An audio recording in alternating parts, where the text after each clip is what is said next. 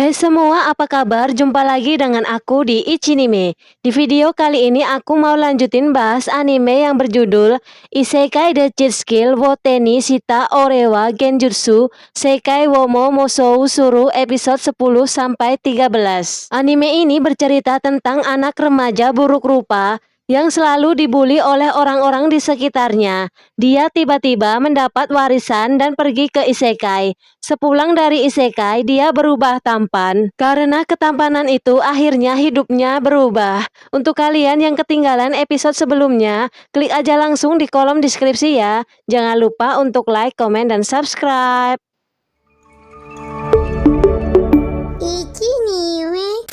Di akademi, Yuya dihampiri orang dari industri hiburan. Dia berniat mengundang Yuya untuk masuk dalam industri hiburan. Tapi dengan cepat Yuya menolaknya. Bahkan keberadaan Miu di sana tidak merubah keputusan Yuya. Saat orang dari industri hiburan melihat brosur tentang kompetisi olahraga bola, dia berencana untuk menyusup ke akademi guna mengambil gambar Yuya dan berniat mengirim fotonya ke penerbit. Saat Yuya berlatih di hutan, tidak sengaja dia bertemu dengan babi hutan Mithril yang sangat kuat, sehingga membuat Yuya kewalahan saat melawannya. Tapi tiba-tiba serangan si babi ditangkis oleh si kelinci. Dengan teknik tendangannya, dia dengan mudah mengalahkannya. Dan si kelinci itu bernama Usagi. Melihat Yuya dan yang lain, dia meminta untuk menunjukkan tendangan mereka. Mereka kemudian mencobanya satu persatu. Dan yang pertama mencoba adalah Akatsuki. Kemudian berganti dengan Nike. Dan akhirnya giliran Yuya. Yang terlihat berbakat hanyalah Yuya. Usagi kemudian mulai melatih Yuya setiap hari. Dia melakukan hal itu karena Usagi telah memutuskan kalau Yuya yang akan menjadi penerusnya. Latihan itu dilakukan karena tugas makhluk suci adalah untuk melatih murid. Usagi menjelaskan kalau di seluruh dunia ada makhluk yang punya gelar makhluk suci seperti dirinya. Mereka memberi gelar pada makhluk yang menguasai di bidangnya. Hal itu dilakukan sebagai cara melindungi dunia dari makhluk hina. Layaknya seperti sistem pembersih otomatis, sedangkan makhluk hina adalah bagian dari aspek negatif dunia. Mereka adalah makhluk yang terlahir dari niat jahat yang memadat. Makhluk suci bertugas melindungi semua makhluk dari makhluk hina. Walaupun tawaran Usagi telah ditolak Yuya, tapi menurut Usagi dengan semakin banyak sekutu, semakin banyak yang akan diselamatkan. Yuya akhirnya menerima tawaran Usagi dengan balasannya. Yuya akan mengajarkan sihir pada Usagi. Usagi mulai melatih Yuya dengan melawan Raja Babi Hutan Mithril. Hal itu dilakukan karena makhluk hina lebih kuat daripada si babi. Dengan bersusah payah, akhirnya Yuya bisa mengalahkannya. Setelah berhasil mengalahkan Raja Babi, Yuya akhirnya berevolusi. Untungnya, efek evolusi itu tidak mempengaruhi tubuhnya. Hari kompetisi tiba di mana di sana juga telah bersiap tim dari industri hiburan untuk memfoto aksi Yuya. Di awal pertandingan, Yuya melawan seorang juara nasional yang tak terkalahkan. Di tenis meja, dia sering disebut dengan si penembak jitu. Tapi saat Yuya melawannya, dia dengan mudah mengalahkannya. Bahkan sampai membuat meja berlubang. Karena hal itu seketika lawannya langsung mengundurkan diri. Bahkan saat masuk ke tim voli, awalnya tim mereka diremehkan. Tapi saat Yuya beraksi seketika lawan langsung menyerah dan menyatakan mundur. Saat bertemu Kaori, dia meminta ke Yuya untuk menggantikan rekannya yang cedera. Si kawan berpesan agar Yuya berhati-hati dengan servisnya. Yuya yang belum paham mengira kalau dia disuruh berhati-hati dengan lawannya saat bertanding tenis. Saat melihat permainan Kaori, Yuya baru paham maksud untuk berhati-hati bukan ditujukan untuk lawan, tapi berhati-hati dengan servis Kaori yang ampas banget. Karena poin mereka yang kalah jauh dan permainan Kaori yang ampas, Yuya harus berusaha lebih keras. Bahkan karena kecerobohan Kaori, Yuya dengan cepat harus bersiap menolongnya. Momen itu langsung diabadikan sama tim dunia hiburan. Sepulang dari akademi, Kaori membuat kejutan manis untuk Yuya. Di sisi lain, Usagi mendapat serangan dari si wanita yang disebut makhluk hina. Si wanita terkejut mengetahui kalau Usagi bisa menggunakan sihir karena setahu dia, Usagi harusnya tidak bisa memakai sihir. Usagi memberitahu kalau dia masih belajar dan Yuya yang mengajarinya. Mendengar nama Yuya, target si wanita berubah. Dia berniat menghabisi Yuya terlebih dahulu sebelum menghabisi Usagi. Mendengar hal itu, Usagi mencoba menghentikannya, tapi usahanya langsung dihentikan sama si wanita. Usagi semakin bertekad untuk mengajarkan tekniknya sebanyak mungkin pada Yuya, agar dia bisa mengalahkan semua musuh yang dia hadapi. Majalah edisi spesial Yuya telah siap dan mereka siap membuat Yuya mau masuk ke dunia hiburan tanpa bisa menolaknya lagi. Sedangkan di sisi lain, Yuya sedang belajar bersama Kaori ditemani sama Naik dan Akatsuki. Saat Kaori mencari kamar mandi tidak sengaja membuka pintu masuk ke isekai. Yuya yang melihatnya memberitahu dan menjelaskan tentang isekai pada Kaori, di mana hanya orang-orang terpilih saja yang bisa memasukinya. Yuya juga memberitahu tentang sihir di isekai dan Yuya bisa menguasainya dan memperlihatkan di depan Kaori. Yuya mengajak Kaori ke isekai bersamanya. Yuya memberitahu kalau di isekai lah dia bertemu dengan Naik dan Akatsuki. Yuya juga memperlihatkan atribut yang dimiliki Kaori dan ternyata atribut Kaori lebih tinggi dari Yuya. Saat awal masuk ke isekai, Yuya menceritakan tentang awal dia datang ke isekai hingga dia naik level dan berubah penampilannya. Yuya merasa kalau dia melakukan kecurangan. Mendengar hal itu, Kaori mengalihkannya dengan meminta agar Yuya mengajaknya berkeliling. Tapi Yuya langsung menolaknya karena banyak monster berbahaya di hutan. Mereka sekarang aman karena rumahnya dilindungi pembatas yang ada di sekeliling pagar. Mendengar penjelasan Yuya, Kaori berharap suatu hari nanti Yuya akan memperlihatkan isekai kepadanya. Yuya pun menyanggupinya, tapi Yuya meminta agar Kaori merahasiakannya. Sedangkan di istana terlihat Raja marah mengetahui Putri Lexia yang datang tidak bersama Yuya, malah membawa Luna yang ternyata orang yang coba menghabisinya. Penuh dengan emosi, Raja mengeluarkan pedang pembelah kerikil yang terkenal dengan pedang yang bisa memotong apapun jika ada orang yang mencoba menghentikannya. Dengan tenang, Luna menghentikan tangan Raja dengan benangnya. Kemarahan Raja seketika terhenti saat Putri Lexia mengancam akan membencinya jika Raja menyakiti Luna. Karena ancaman itu, Raja akhirnya mengalah dan meminta Luna untuk selalu melindungi Putri Lexia. Melihat kehebatan Luna, Raja menganggap kalau Luna berbakat. Owen menjelaskan kalau Luna adalah pembunuh yang dikenal sebagai pemburu kepala di Serikat Hitam. Hubungannya dengan Yuya karena Yuya yang menangkap Luna. Dan Yuya membawa Luna dan Putri Lexia ke rumahnya. Lagi-lagi kata-kata dari Owen membuat salah paham Raja. Kemarahan Raja memang benar-benar membuat Owen sangat kerepotan. Di sisi lain terlihat sosok pria bertopeng berniat menyerang istana. Dia berencana mengaktifkan pembatas penyegel sihir dan setelah aktif sihir apapun tak akan bisa dipakai dalam jangkauannya. Dan gangguan dari luar akan dihalangi membuat penyihir yang melindungi Raja tidak akan berdaya. Sehingga mereka akan dengan mudah menyingkirkan Raja dan Putri Lexia.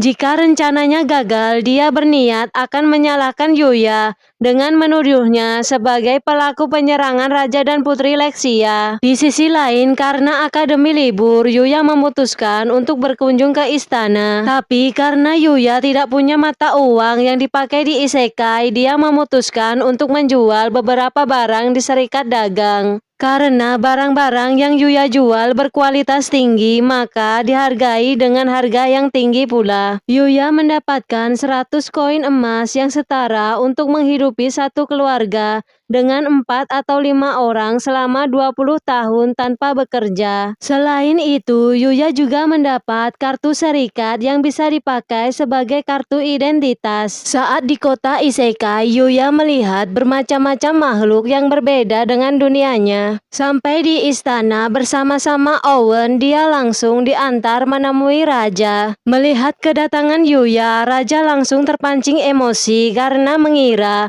Yuya telah merayu Putri Lexia. Bahkan secara terang-terangan raja menanyakan ke Yuya soal hadiah apa yang akan dia berikan untuk putrinya. Tanpa berpikir panjang, Yuya mengeluarkan kasur yang dia dapat saat memburu monster. Ternyata arti kasur di kerajaan Arcelia adalah pertanda kalau orang yang memberinya berniat menikahi wanita yang diberi kasur itu, dan mereka menamainya kasur surga. Melihat hal itu, lagi-lagi raja emosi. Tentu saja Owen langsung menghentikan raja. Dia beralasan kalau Yuya tidak tahu budaya kerajaan Arcelia. Tapi tetap saja emosi raja tidak langsung mereda dan berniat menggunakan pedangnya untuk menghukum Yuya. Tapi aksinya itu langsung terhenti ketika tiba-tiba ada penyusup yang datang menyerang mereka.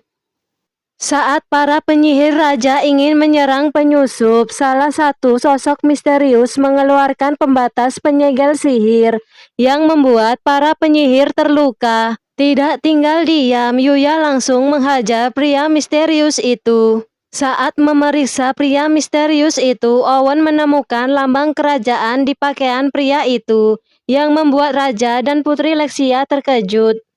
Karena orang-orang misterius itu adalah suruhan kakaknya. Untuk berjaga-jaga karena keluarga kerajaan dalam bahaya, Owen meminta pertolongan Yuya untuk menyelesaikan pemberontakan. Karena Yuya sudah ada di kerajaan, Putri Lexia mengajaknya berkeliling kota, dan dia diawasi Owen dari jauh. Yuya bersama Luna memutuskan untuk mendaftar di Serikat Petualang. Dan saat mengukur kapasitas energi sihir, Serikat Petualang menggunakan kristal yang bisa berubah warna sesuai energi sihirnya. Dan saat Yuya menyentuhnya, semua orang dibuat terkejut karena bola kristal itu langsung hancur. Di mana itu menandakan kalau Yuya mempunyai kekuatan sihir yang cukup untuk menghancurkan bola kristal. Dan mereka semakin terkejut saat mengetahui kalau Yuya memakai 3 tipe sihir, karena merasa Yuya seperti tokoh dari cerita dongeng. Dan setelah mendaftar, mereka mendapat kartu serikat, dan karena mereka baru mendaftar, maka mereka mulai dari peringkat terbawah, yaitu peringkat F. Mereka dibebaskan untuk mengambil misi, tapi untuk misi pengumpulan tanaman, nanti mereka diberi bayaran lebih jika mengumpulkan barang dengan jumlah yang lebih. Tapi mereka juga harus hati-hati karena sebagian tanaman bisa saja tanaman itu yang mereka ambil tidak akan tumbuh lagi. Dan saat memburu monster, mereka harus menyerahkan bagian tubuh monster sebagai bukti agar misi mereka tercatat di kartu serikat. Hal itu dilakukan guna menghindari tipuan dan supaya serikat tidak akan terlibat perselisihan antar petualang. Mereka kemudian mengambil misi mengumpulkan tanaman. Tentu saja Putri Lexia yang diawasi Owen pun ikut misi mereka. Bahkan Putri Lexia dan Luna melakukan perlombaan mengumpulkan tanaman herba demi mendapatkan Yuya. Tapi di tengah keseruan mereka, datang prajurit yang melaporkan kalau mereka telah menemukan lokasi pangeran. Yuya bersama Owen dan para prajurit mendatangi tempat persembunyian pangeran itu. Walaupun awalnya mereka mendapatkan perlawanan, tapi dengan cepat Yuya berhasil melumpuhkannya. Dengan kalahnya pangeran karena aksi dari Yuya, Owen meminta agar pangeran mau menyerahkan diri. Tapi tiba-tiba mereka dikejutkan dengan kedatangan seorang wanita misterius yang ingin menghabisi pangeran. Karena pangeran telah gagal menyelesaikan misinya. Tapi usahanya dihentikan oleh para prajurit. Merasa terganggu, dia langsung menyerang Yuya dan yang lain. Dia berniat akan melakukan misi seorang diri untuk menghancurkan dunia dan memusnahkan seluruh umat manusia. Yuya mencoba menghentikan serangan si wanita dengan bersusah payah. Melihat kehebatan Yuya, si wanita langsung mengenalinya dan berniat untuk mundur sementara. Melihat kehebatan si wanita, Yuya menjadi penasaran siapa sebenarnya wanita itu. Raja mulai mengadili pangeran yang bernama Rhaegar. Para prajurit mulai membuka topeng dan baju pangeran. Terlihat seluruh tubuhnya terluka karena kutukan. Dan hal itu terjadi karena Putri Lexia tidak bisa mengendalikan sihirnya. Walaupun pernah sembuh, tapi pangeran menjadi gila. Dan hal itu meningkatkan hasrat untuk kehancuran tubuh dalam dirinya. Dan akhirnya pangeran memutuskan agar bisa meredam hasratnya. Dia menghancurkan dirinya sendiri, yang berakhir dengan kondisinya sekarang. Dia juga merasa raja tidak pernah peduli padanya, karena raja tidak pernah membantunya. Tapi raja malah mengurungnya dan mengusirnya dari istana. Setelah apa yang terjadi padanya, pangeran jadi menaruh dendam pada Putri Lexia. Pangeran tidak tahan dengan hinaan orang-orang di sekitar kerajaan, bahkan dia tidak dianggap sebagai manusia. Melihat pangeran yang putus asa, Yuya yang merasa punya nasib yang sama, meminta izin ke raja untuk memberikan obat penyembuh miliknya. Dengan izin raja, Yuya langsung memberikannya ke pangeran walau sempat ada penolakan. Tapi secara ajaib luka-luka itu menghilang dan sembuh seketika. Meski luka si pangeran sembuh, dia merasa tidak bisa menghindari hukuman mati. Menyadari itu, Putri Lexia yang ingin dekat lagi dengan kakaknya memaafkan semua kejahatan kakaknya itu padanya. Dengan mendapat maaf dari Putri Lexia, pangeran terhindar dari hukuman mati, tapi semua tanah miliknya akan disita. Yuya yang telah membantu raja dan menyembuhkan pangeran mendapat hadiah rumah dan tanah yang disita dari pangeran, dan juga mendapat gelar seorang kesatria. Saat di akademi, Yuya terburu-buru untuk pulang untuk segera berlatih karena dia resah soal wanita misterius. Bahkan dia sampai mengabaikan ajakan Kaori yang mengajaknya untuk belajar bersama. Memasuki hutan, Yuya bersama Naik dan Akatsuki mulai berlatih agar bisa lebih kuat untuk mengalahkan si wanita misterius yang disebut makhluk hina. Tapi tiba-tiba mereka kedatangan si makhluk hina yang langsung menyerang mereka. Yuya yang tidak mengerti dengan apa yang terjadi berniat akan mengalahkannya dan berharap mendapatkan penjelasan dari si makhluk hina. Di sisi lain, Kaori yang khawatir dengan Yuya diam-diam memasuki isekai dan mencari keberadaan Yuya. Kaori tidak menyadari kalau dia masuk ke hutan yang berbahaya. Yuya yang terus bertarung melawan makhluk hina sedikit mengetahui penyebab si makhluk hina menyerangnya. Dia berniat untuk membalas dendam walaupun Yuya tidak tahu pasti apa maksudnya. Dia tetap bertarung dan melawan si makhluk hina. Saat melihat ada ledakan, Kaori mencoba mendekatinya dan melihat Yuya dan seorang wanita bertarung. Menyadari keberadaan Kaori, Yuya bergegas menyelamatkannya dari serangan si makhluk hina. Saat dalam keadaan terdesak, tiba-tiba serangan makhluk hina ditepis sama Usagi.